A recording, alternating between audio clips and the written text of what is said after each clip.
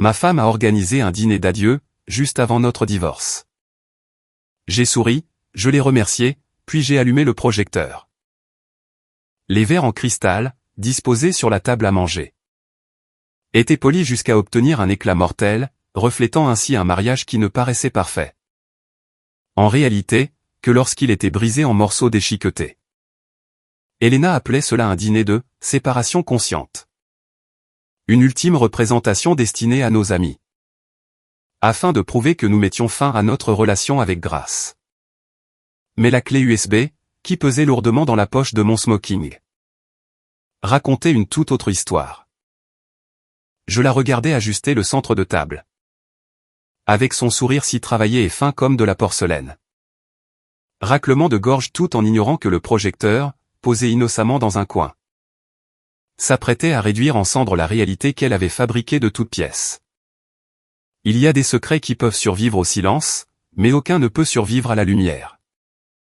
Si vous vous sentez attiré par la dévastation silencieuse de la trahison, ainsi que par la froideur calculée de la vengeance, restez avec moi. Le dîner ne fait que commencer, et le plat le plus dangereux n'a pas encore été servi. Ne détournez pas le regard. La cravate était en soie bleu nuit, et elle lui faisait l'effet d'une corde de pendu. Julian Vance se tenait devant le grand miroir, qui allait du sol au plafond dans la chambre principale, ajustant son nœud avec la précision mécanique d'un homme en train de désamorcer une bombe. Derrière lui, le reflet de la ligne d'horizon de Chicago scintillait dans le crépuscule. C'était une grille de lumières indifférentes, qu'il observait se préparer pour la représentation de sa vie. Penses-tu que les hortensias fassent un peu trop? La voix d'Elena flotta depuis le couloir, légère et aérienne. Totalement dépourvue de la friction qui avait pourtant défini leurs 6 derniers mois. Elle apparut dans l'embrasure de la porte, portant une robe qui coûtait plus cher que sa première voiture. Un fourreau argenté et épuré, conçu pour symboliser, tout à la fois, l'élégance, le deuil et la libération. Elle était magnifique. Elle ressemblait à une étrangère, avec qui il avait partagé son lit pendant 5 ans. Ils sont parfaits, elle, dit Julian, d'une voix assurée. Il se tourna vers elle, lissant les revers de son smoking. C'est un dîner de gala, pas un enterrement. C'est la célébration d'un nouveau chapitre. Corrigea-t-elle doucement, en s'approchant pour retirer une peluche invisible de son épaule. Son contact était froid, et purement professionnel. Nous avions promis de faire les choses bien. Aucune amertume. Juste 2 adultes qui reconnaissent que leurs chemins se sont séparés. Julian força le coin de sa bouche à se relever. C'était la mémoire musculaire qui agissait, et non un vrai sourire. Exactement.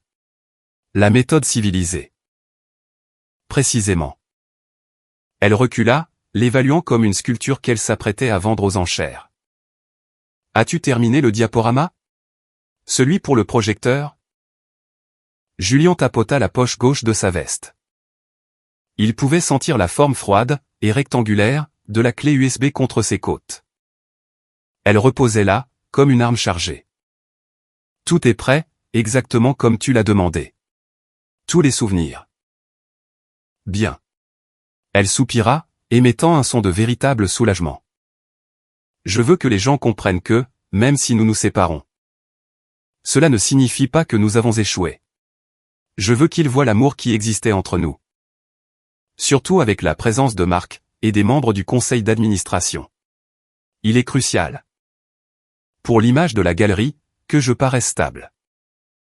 Marc. Son associé en affaires, l'homme qui s'était assis face à Julian. De l'autre côté d'un bureau pendant une décennie, et qui, depuis 1 an, se glissait dans le lit de Julian. Marc sera impressionné, dit Julian, en se retournant vers le miroir afin de cacher la contraction soudaine, et vive, de ses pupilles. Je pense que tout le monde sera surpris par ce que j'ai préparé. Tu es le meilleur, Julian. Vraiment. Elle vérifia son téléphone, son pouce faisant défiler l'écran à toute vitesse. Je sais que c'est peu conventionnel. La plupart des gens se contentent de signer des papiers, tout en se détestant. Mais nous valons mieux que ça. Nous valons très certainement mieux que ça. Elena sortit pour vérifier l'avancée des traiteurs. Ses talons claquant de manière rythmique sur le parquet en bois massif. C'était un compte à rebours. Égrenant les toutes dernières minutes de sa vie si soigneusement construite. Julien s'attarda dans la chambre, un instant de plus. Le silence du Penthouse était oppressant, lourd, comme s'il était sous pression. Il se dirigea vers la table de chevet, puis ramassa son téléphone. Aucun nouveau message. Il n'en avait pas besoin. Le dossier était complet. Il avait passé 3 semaines à le constituer. Chaque SMS, qu'elle croyait avoir supprimé. Les virements bancaires, déguisés en frais de conseil. Les images de la caméra embarquée, dont elle ignorait qu'elle enregistrait aussi le son. Il retourna dans le salon. La table à manger était dressée pour 12 personnes. Les verres en cristal, la porcelaine fine, et les sous-assiettes en argent reflétaient la lumière ambiante. C'était un véritable chef-d'œuvre de théâtre domestique. Dans un coin, l'écran de projection était déjà déroulé. Une toile blanche et vierge, qui n'attendait plus que la peinture. Julien s'approcha du projecteur, délicatement posé sur un petit piédestal. Il glissa la main dans sa poche, en retira la clé USB, puis la brancha. La petite lumière bleue sur l'appareil clignota 1 fois, 2 fois, avant de se figer. « Tu es prêt ?» appela Elena depuis la cuisine, avec une voix rayonnante d'une fausse gaieté. Julien passa sa main sur l'objectif du projecteur, vérifiant qu'il n'y avait pas de poussière. « Bien plus que tu ne l'imagines », murmura-t-il. La sonnette retentit. Les premiers invités étaient arrivés. Julien redressa le dos, boutonna sa veste, et se dirigea vers la porte. Afin d'accueillir son public. La porte s'ouvrit sur les Westco. Un couple dont la principale contribution à la société consistait à présider des galas. Et à propager des rumeurs. Ils firent leur entrée. Accompagnés d'une bourrasque d'air glacial de Chicago et d'un parfum hors de prix. Leur visage affichant des expressions d'empathie longuement répétées. « Oh, vous deux » roucoula Sarah Westco, ignorant le vestiaire pour aller enlacer Elena.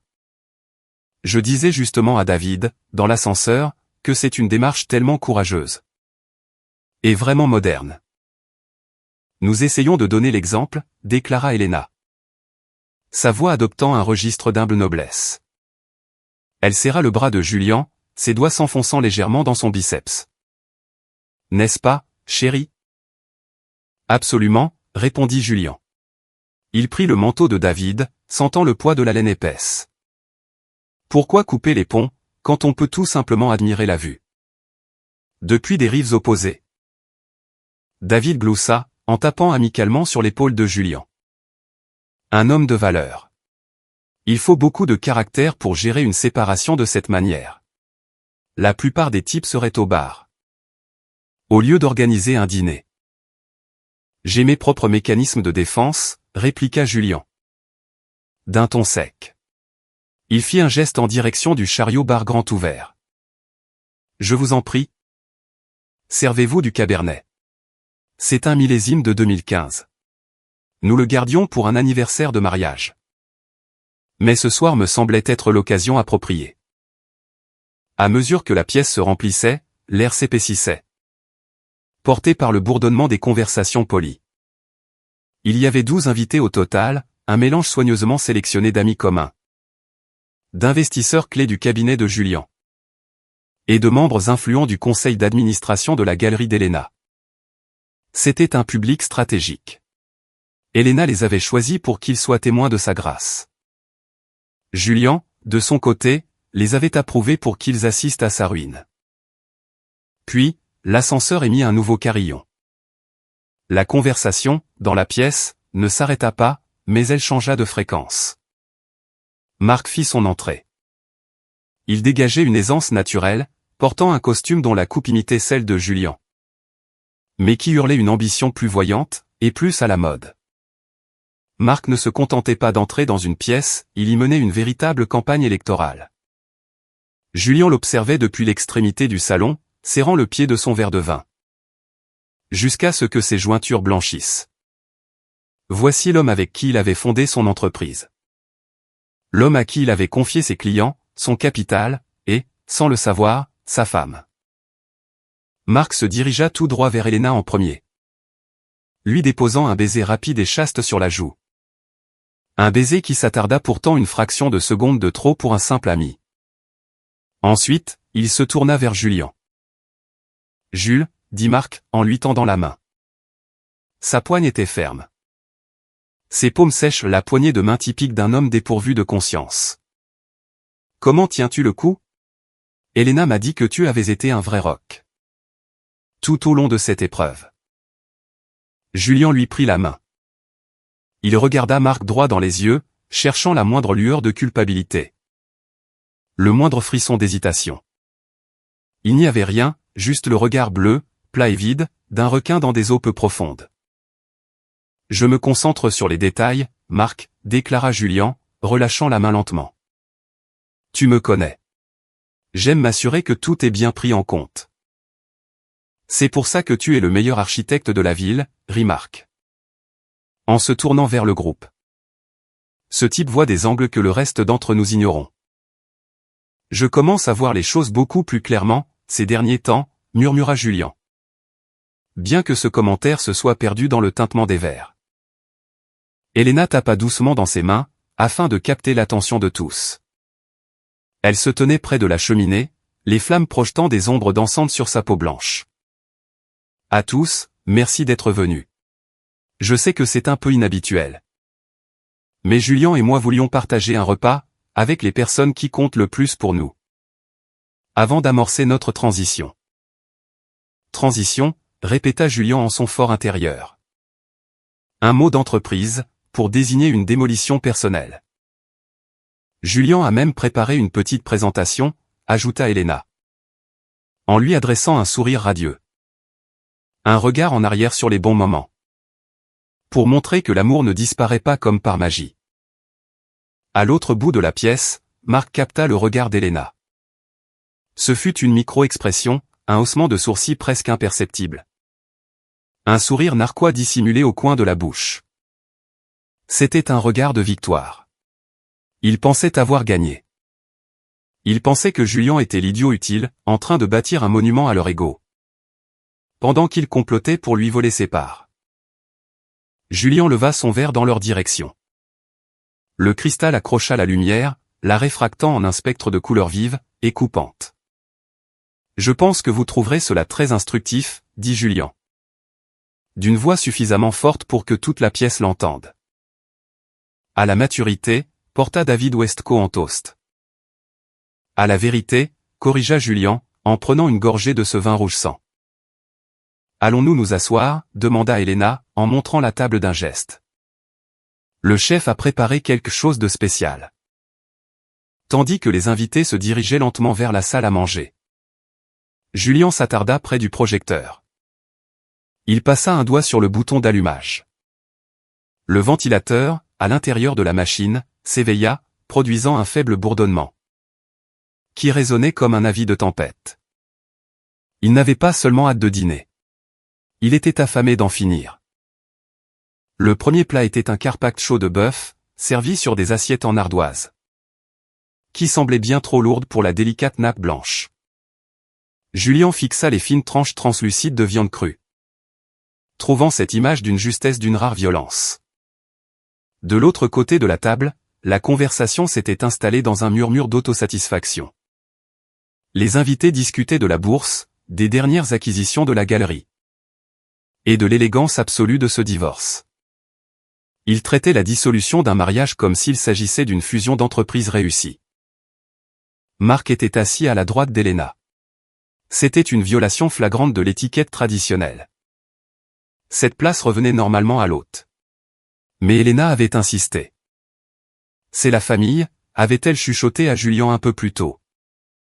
À présent, Julien regardait Marc se pencher pour remplir le verre d'eau d'Elena. Sa main s'attardant près de celle de sa femme, sur le pied du verre. C'était un geste si familier, si naturel. Que Julien se demanda comment il avait pu rester aveugle pendant si longtemps. Elena prit sa cuillère, puis la reposa.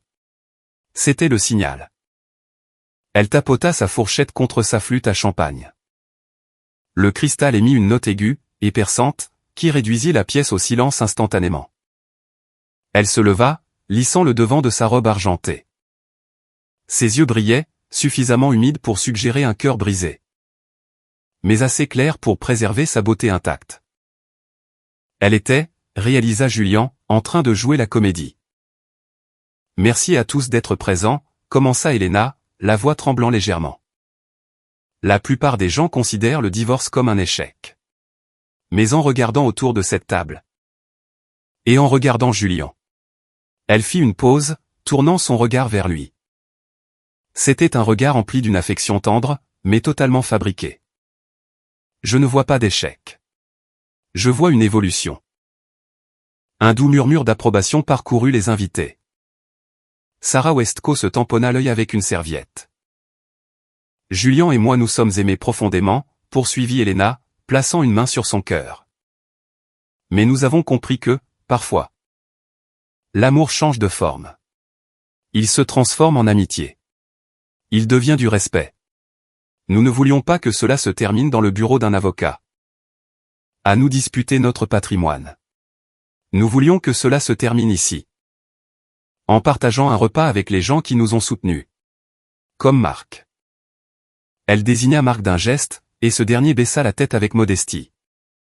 Marc, qui a été un frère pour Julian, et un véritable pilier pour moi, dit-elle. Nous avons tellement de chance d'avoir une communauté qui comprend qu'une fin peut être magnifique. Elle leva son verre. Au passé, et à un avenir où nous resterons tous unis comme une famille. À l'avenir, répétèrent les invités en chœur. Elena but, ses yeux se verrouillant sur ceux de Marc, par-dessus le bord du verre. Puis, elle se tourna vers Julian. L'indication de mise en scène était limpide. Maintenant, le mari prend la parole, il valide le mensonge, et il se rassoit. Julian, dit-elle doucement. Voudrais-tu ajouter quelque chose, avant que nous ne lancions le diaporama? Toute la pièce se tourna vers lui. Douce Père Dieu, dans l'attente du discours d'acceptation, courtois et élégant. Julian repoussa sa chaise en arrière. Le crissement du bois contre le sol fut bruyant et strident. Il se leva lentement, en prenant son verre de vin rouge sombre. Il ne regarda pas les invités. Il fixa directement Elena, puis déplaça son regard vers Marc. Elena a raison, déclara Julian, sa voix baissant d'un octave. Aspirant toute la chaleur de la pièce. Nous nous méprenons souvent sur la nature des fins. Nous pensons qu'il s'agit d'événements soudains. Mais, en tant qu'architecte, je peux vous assurer qu'un effondrement ne se produit jamais d'un seul coup. Cela se passe dans l'obscurité, au cœur même des fondations. Les fissures s'étendent, alors que la façade, elle, reste parfaitement repeinte. Le sourire sur le visage de Marc vacilla légèrement. Elena pencha la tête, confuse par ce soudain changement de ton. Ce soir ne consiste pas seulement à faire ses adieux, continua Julian.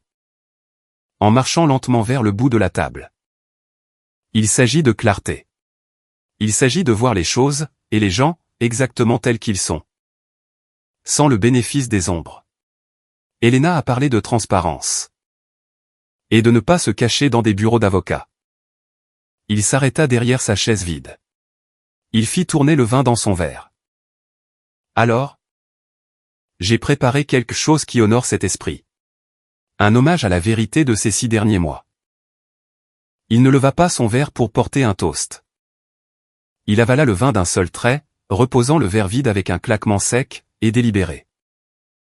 Je pense que nous devrions passer l'étape des discours, affirma Julian. Ses yeux froids et durs comme le silex. Et passer directement au projecteur. La pièce était silencieuse. L'air semblait raréfié, électrique.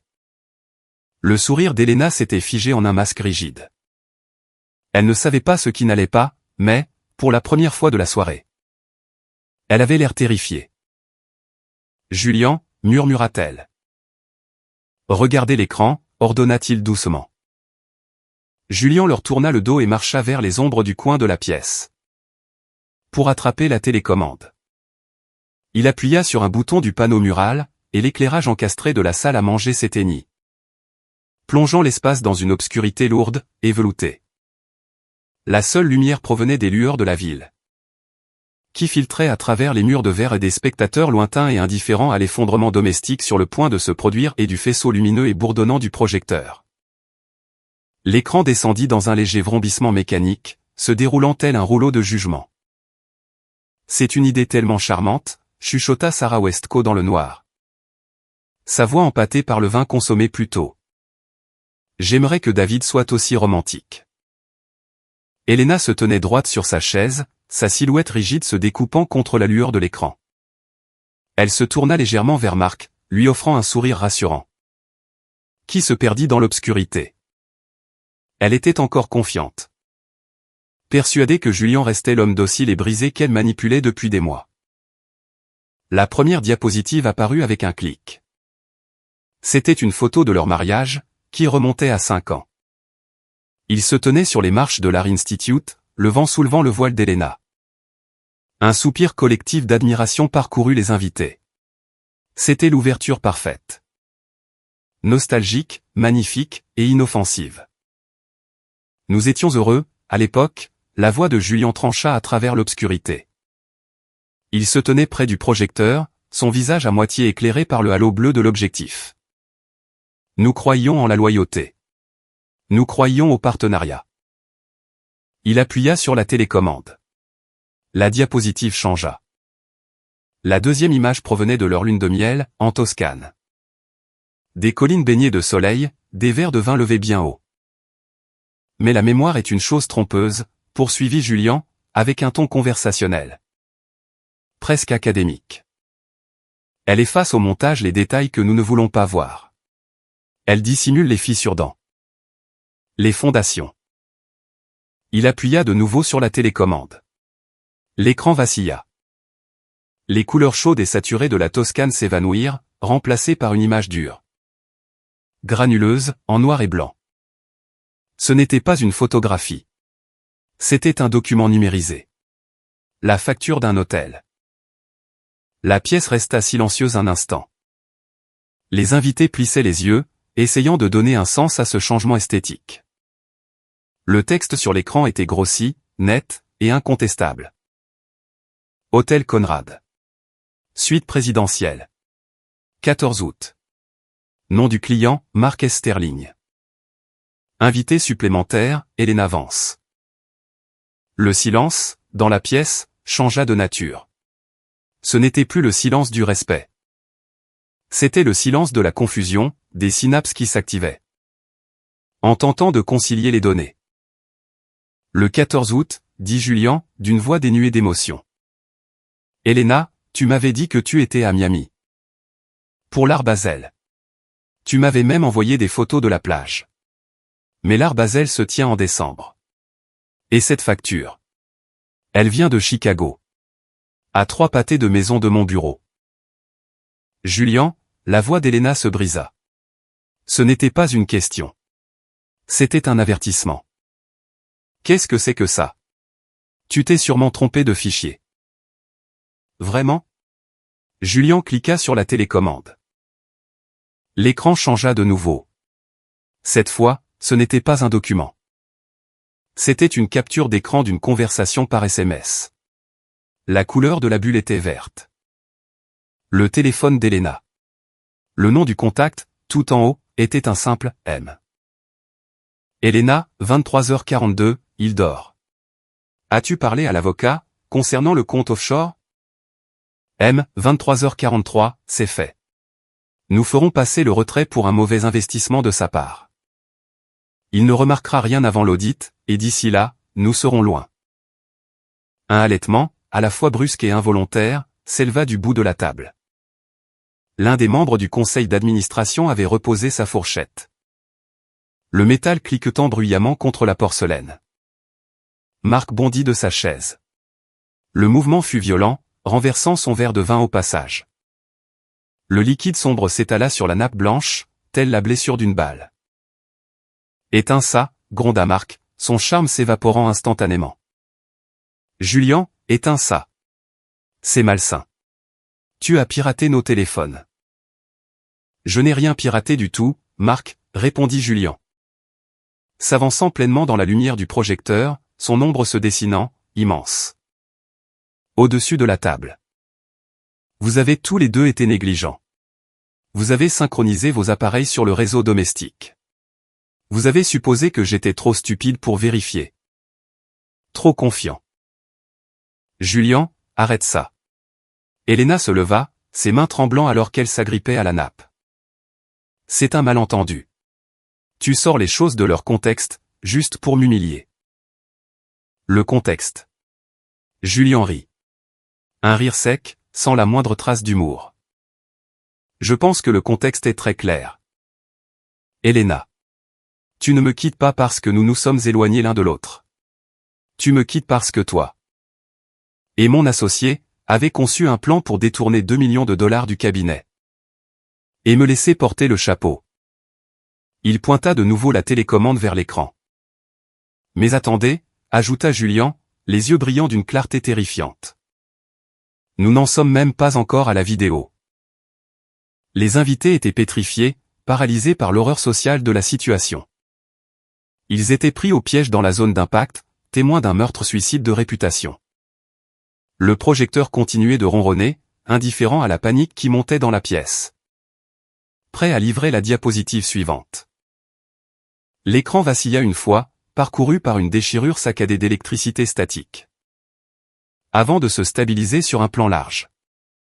C'était un flux de caméras de sécurité, granuleux et monochrome, horodaté de 3 semaines plus tôt. L'angle était plongeant, offrant une vue sur le bureau à domicile de Julien. C'était la seule pièce du Penthouse où Elena avait juré de ne jamais mettre les pieds. Car elle la trouvait ennuyeuse. Sur l'écran, 2 silhouettes se tenaient près du bureau en acajou de Julien. Même avec cette faible résolution, leur langage corporel était indéniable.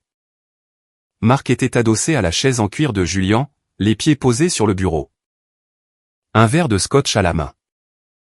Elena, quant à elle, était assise sur le bord du bureau, en train de rire. Le son grésilla, puis devint soudain très net. Il est tellement pointilleux avec ses plans architecturaux, railla la voix enregistrée de Marc. Résonnant à travers la salle à manger silencieuse. Mais il ne regarde jamais les comptes d'exploitation. Il me fait confiance. Il fait confiance à tout le monde. Répondait la voix d'Elena sur l'enregistrement. C'était léger, moqueur. Ce même ton qu'elle employait pour parler d'un serveur qui s'était trompé dans une commande. C'est pour ça que ça va être si facile. On liquide les fonds communs au Caïman. On prétexte la volatilité du marché, et d'ici à ce que les auditeurs se réveillent. J'aurais déjà fait signer l'accord de divorce. Dans la salle à manger, la température sembla chuter de 10 degrés. Le membre du conseil d'administration, un homme du nom de Sterling, qui avait massivement investi dans le cabinet de Julien, se leva lentement. Son visage était gris. C'est le fonds d'exploitation, murmura Sterling, la voix tremblante. Marc, c'est le fonds d'exploitation des clients. Marc ne regarda pas Sterling. Il fixait l'écran, le visage déformé par un rictus de panique et de rage. Il ressemblait à un animal qui venait de réaliser que le piège s'était déjà refermé sur lui. C'est un deepfake, hurla Marc, la voix se brisant. Il s'élança vers le projecteur, ses mouvements devenus frénétiques. Il l'a truqué. La technologie peut faire n'importe quoi de nos jours. N'écoutez pas ça. Julien ne broncha pas. Il fit simplement un demi-pas vers la gauche, s'interposant entre Marc et la machine. Assieds-toi, Marc, dit Julien. Sa voix était calme, mais elle portait le poids d'une massue. À moins que tu ne veuilles expliquer au barreau de l'Illinois pourquoi tu as agressé physiquement un homme. Juste après qu'il a exposé tes crimes au grand jour. Marc se figea. Ses mains étaient serrées en poing, tremblant le long de son corps. Il regarda les invités, l'élite de Chicago. Ces mêmes personnes dont il désirait ardemment la validation, comme on a besoin d'oxygène. Il le dévisageait avec un mélange d'horreur et de fascination. Le contrat social qui le protégeait s'était volatilisé. Sur l'écran, la vidéo continuait. Marc tendit le bras, attirant Elena sur ses genoux. Ils s'embrassèrent, un acte vorace et possessif, qui n'avait rien à voir avec le romantisme. Mais tout à voir avec la conquête. Ce pauvre Julian, disait Elena sur la bande, s'écartant à bout de souffle. Il va nous bâtir une fortune, sans même savoir que c'est lui qui a tout payé. Dans le présent, Elena laissa échapper un son qui tenait à la fois du sanglot et du cri. Elle se couvrit le visage de ses mains, les épaules secouées de tremblements. La robe argentée, qui ressemblait à une armure une heure plus tôt, avait désormais l'air d'un déguisement, dans lequel on l'aurait surprise. Éteins ça, supplia-t-elle, la voix étouffée par ses paumes. Julian, je t'en prie. Je t'en supplie. Éteins ça. Tu me supplies, demanda Julian, en penchant la tête. C'est un nouveau genre pour toi, elle. Je croyais que nous faisions les choses avec dignité. Ça n'a rien de digne, hurla-t-elle, laissant tomber ses mains pour révéler un visage ravagé par la honte. Le mascara avait commencé à couler, traçant une larme noire le long de sa joue. C'est de la torture. Tu es en train de tout détruire. Je ne détruis rien du tout, corrigea Julian, avec une froide précision d'architecte. Je me contente d'allumer la lumière. C'est toi qui as bâti cette ruine. Il regarda les invités. La plupart d'entre eux avaient repoussé leurs chaises, s'éloignant de la table comme si la corruption était une maladie contagieuse. Les Westco étaient déjà debout, Sarah serrant son sac à main contre sa poitrine. Je crois que nous devrions partir, déclara David Westco, la voix tendue. Il se refusait à regarder Elena. Personne ne part pour le moment, ordonna Julian.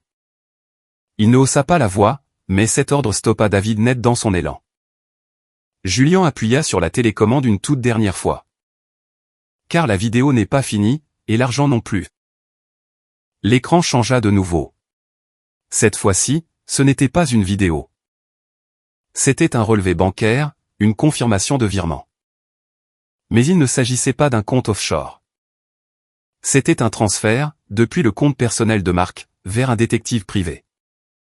La ligne de motif indiquait « Salir J. Vance, fabrication de preuves ». Le visage de Mark s'affaissa. Toute combativité l'abandonna à l'instant même. Il s'affaissa contre le mur, glissant le long de la paroi jusqu'à toucher le sol. Il comprit, à cette seconde précise, que Julian ne s'était pas contenté de les surprendre en train de voler. Julian les avait surpris en train de fomenter un complot contre lui. Vous vouliez du spectacle, dit Julian à la pièce silencieuse, et terrifié. Alors, regardez. Le silence, qui suivit l'ultime diapositive, n'était pas un silence de paix.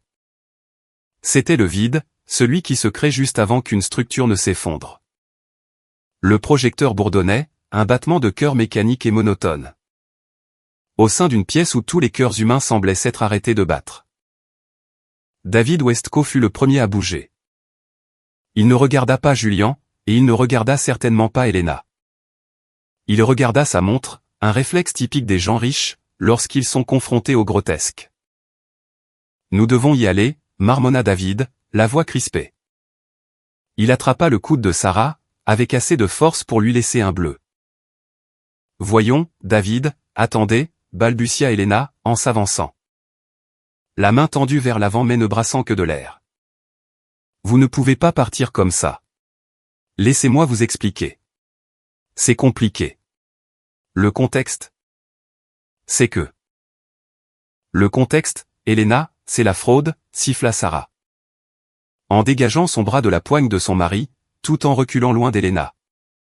Comme si celle-ci était radioactive. Tu nous as impliqués là-dedans.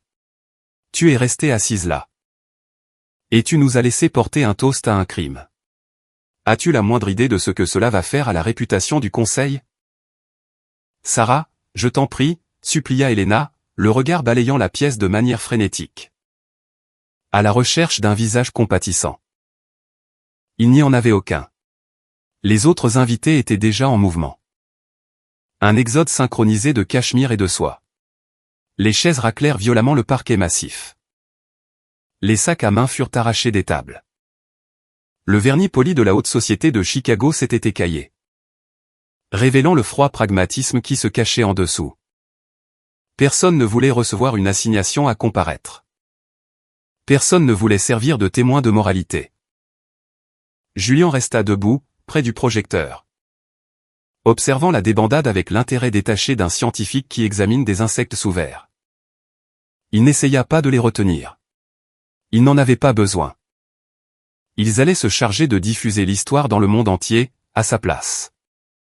Dès le lendemain matin, tout le monde, depuis l'Art Institute jusqu'aux frénétiques salles de marché du LOP, saurait ce qu'Helena Vance avait fait. Puis, il y avait Marc. Il s'était relevé du sol, la veste de son costume froissé, le visage pâle et luisant de sueur. Il ne regardait pas les invités. Il fixait la porte, en calculant la distance. Marc, murmura Helena. Elle se tourna vers lui, les yeux écarquillés par un espoir désespéré. Marc, dis-leur. Dis-leur que nous avions un plan. Dis-leur que ce n'est pas ce que l'on croit. Marc ne répondit pas. Il ne la regarda même pas. Il se dirigeait déjà vers l'ascenseur, avec une démarche saccadée et irrégulière. Marc, hurla Helena, le son déchirant le pantouse. Où est-ce que tu vas? Il faut que j'appelle mon avocat, marmonna Marc, la voix tremblante. Il frappa le bouton de l'ascenseur à plusieurs reprises, son pouce s'écrasant contre le plastique. Il faut que je prenne les devants. Tu m'abandonnes, demanda Helena, sa voix retombant dans un chuchotement stupéfait. Ici? Avec lui? Les portes de l'ascenseur s'ouvrirent. Marc entra à l'intérieur, se tournant enfin pour faire face à la pièce. Ses yeux croisèrent ceux de Julien pendant une fraction de seconde. Un regard d'une terreur pure et absolue, avant qu'il n'appuie sur le bouton du rez-de-chaussée. Il n'accorda pas un seul regard à Helena. Les portes se refermèrent, l'enfermant, l'effaçant ainsi du récit qu'il avait lui-même contribué à écrire. Les invités restants sortirent à sa suite, la lourde porte d'entrée claquant derrière eux un par un. Jusqu'à ce que le loquet ne s'enclenche une toute dernière fois. Le son résonna dans le vaste salon à air ouverte. Soudain, le pantouse parut immense, et atrocement vide. Julien se dirigea vers la table. La nourriture était froide. Le vin s'aérait, s'oxydant à l'air libre. Il prit la bouteille de Cabernet, se versa un nouveau verre, et s'assit en bout de table. À la place qu'Helena s'était pourtant réservée. Helena se tenait au centre de la pièce, entourée par 12 chaises vides. Tandis que l'image projetée de sa propre trahison brillait toujours sur l'écran. Sa poitrine se soulevait. Les larmes avaient cessé, remplacées par une tension rigide et vibrante. Elle regarda la porte fermée, puis se tourna lentement pour faire face à Julien. Le masque était complètement tombé, à présent. Il n'y avait plus de tristesse, il n'y avait plus de séparation consciente. Il ne restait que le visage brut, et hideux, d'une narcissique qui avait perdu le contrôle. « Es-tu content de toi » cracha-t-elle, les mots dégoulinant de venin. « Tu as ruiné ma vie. Tu m'as humilié. Devant tous les gens qui comptent. C'est ça que tu voulais? Jouer au grand homme ?» Julien prit une gorgée de vin. Il fit tourner le liquide, regardant les larmes de vin glisser le long des parois du verre. « Assieds-toi, Helena, dit-il calmement. Nous n'avons pas encore pris le dessert. Je ne m'assiérai pas avec toi, hurla-t-elle, en attrapant un verre en cristal sur la table, pour le projeter violemment contre le mur. Il vola en éclats, faisant pleuvoir des débris de verre sur le sol immaculé. Tu es un monstre. Tu as tout planifié. Tu m'as laissé organiser tout ce dîner. Juste pour me tendre un piège. Je n'ai pas organisé le dîner, Helena, répondit Julien, d'une voix d'un calme terrifiant. C'est toi qui l'as fait. J'ai simplement fourni le divertissement. Il leva les yeux vers elle, le regard sombre et impénétrable. Et tu as raison. J'ai ruiné ta vie. Mais c'est toi, qui as signé cette facture. Le lendemain matin du dîner. Le soleil se leva sur le lac Michigan avec une clarté cruelle et éclatante, illuminant les décombres du salon du Pantouse. Le cristal brisé gisait toujours sur le sol, des diamants de verre accrochant la lumière. Julien les enjamba avec précaution, en préparant son café. Il ne nettoya pas les dégâts.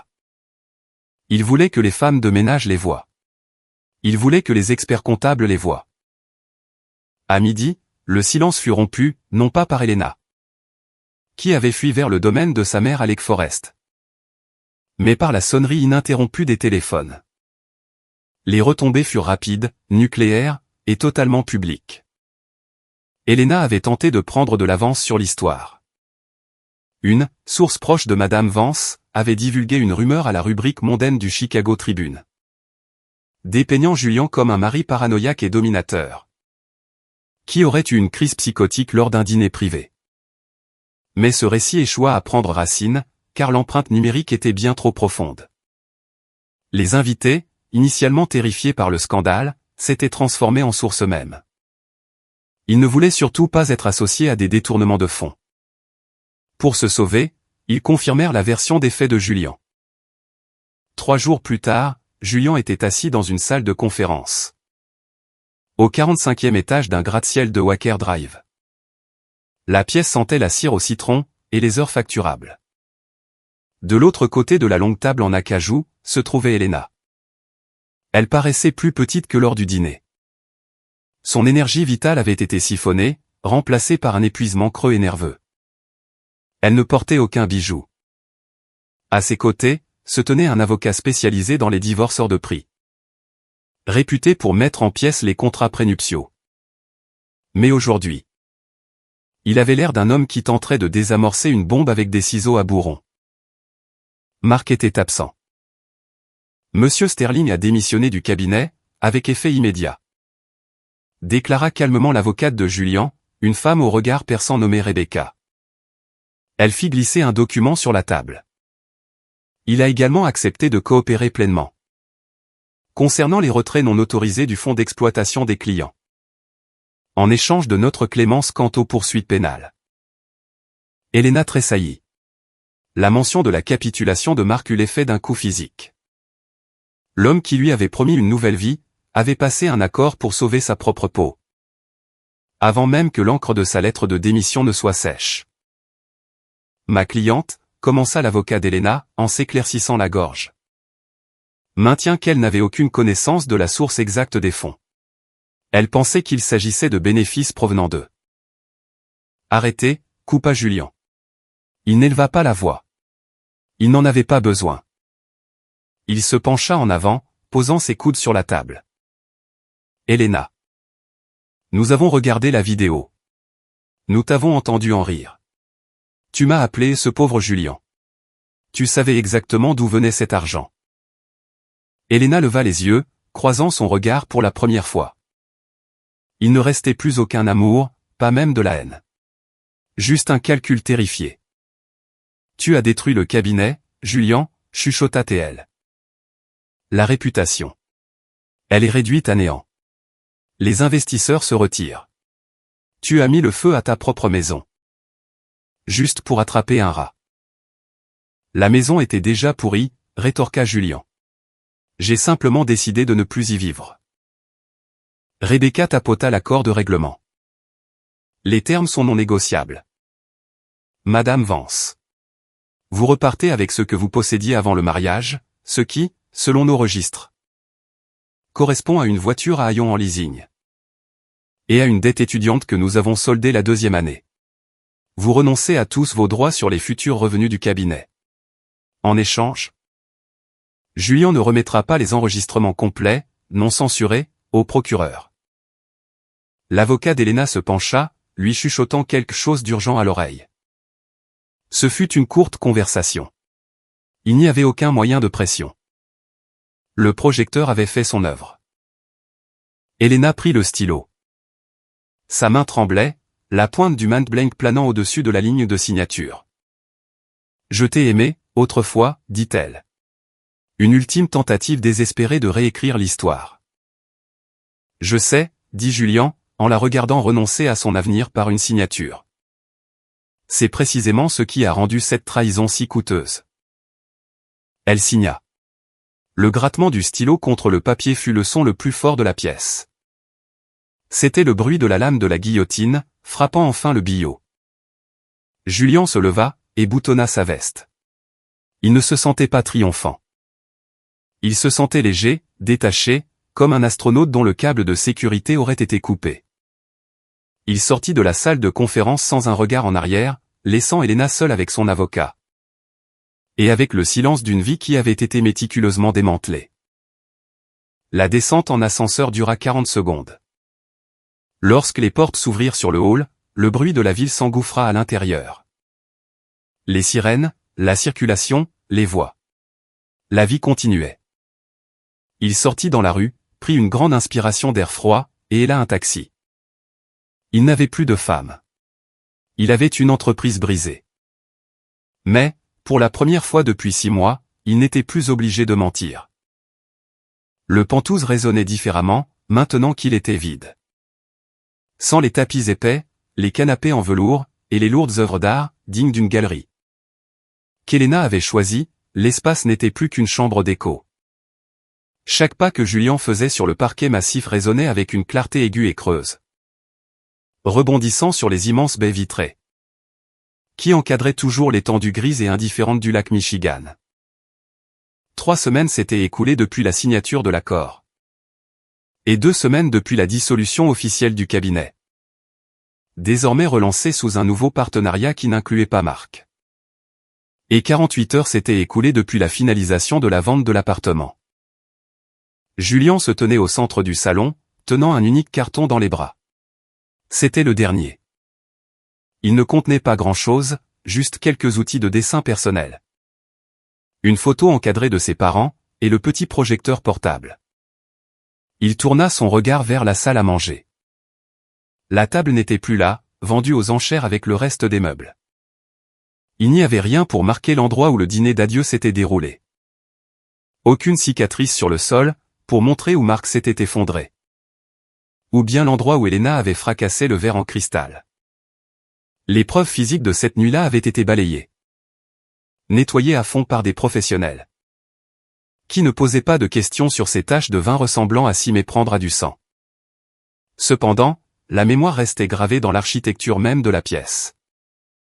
Julien pouvait encore voir le fantôme de l'écran qui descendait. Et la lumière bleue du projecteur transperçant l'obscurité. Pour exposer la pourriture dissimulée sous les lattes du plancher. Il s'approcha de la fenêtre, posant sa main libre contre la vitre froide. Les gens l'avaient qualifié d'impitoyable. Dans les jours qui avaient suivi le dîner. Alors que l'histoire circulait à travers les murmures du LOP. Il avait été dépeint comme un tacticien de sang-froid. Qui avait attiré sa femme dans un piège machiavélique. Ils avaient peut-être raison. Mais, en contemplant cet espace vide aujourd'hui, Julien ne se sentait pas comme un méchant. Il ne se sentait pas non plus comme un héros. Il se sentait plutôt comme un chirurgien, qui aurait réussi à amputer un membre gangrené. Le patient avait survécu, certes, mais il ne marcherait plus jamais tout à fait de la même manière. L'interphone de la porte retentit, le tirant brusquement de ses pensées. C'était l'agente immobilière.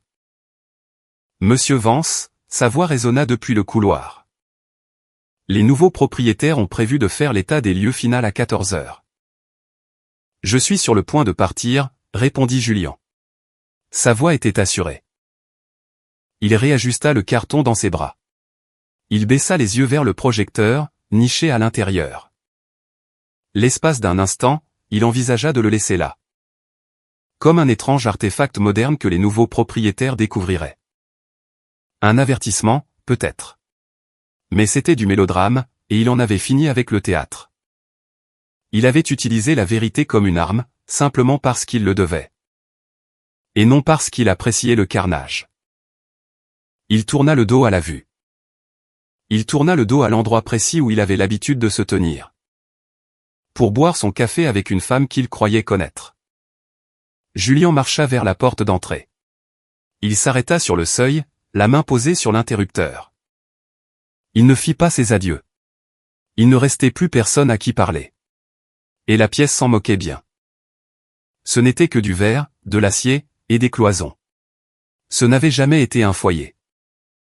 C'était juste une scène. Et la pièce de théâtre était enfin terminée. Il bascula l'interrupteur. Les lumières s'éteignirent, plongeant la pièce vide dans l'ombre grise de l'après-midi. Julien sortit dans le couloir, et tira la lourde porte derrière lui. Le loquet cliqua, produisant un son solide et définitif, qui semblait bien plus satisfaisant que n'importe quels applaudissements. Il se dirigea vers l'ascenseur, appuya sur le bouton pour rejoindre le hall. Et attendit de descendre dans la rue, là où l'air était froid, où le bruit était assourdissant. Et où, enfin, tout était réel.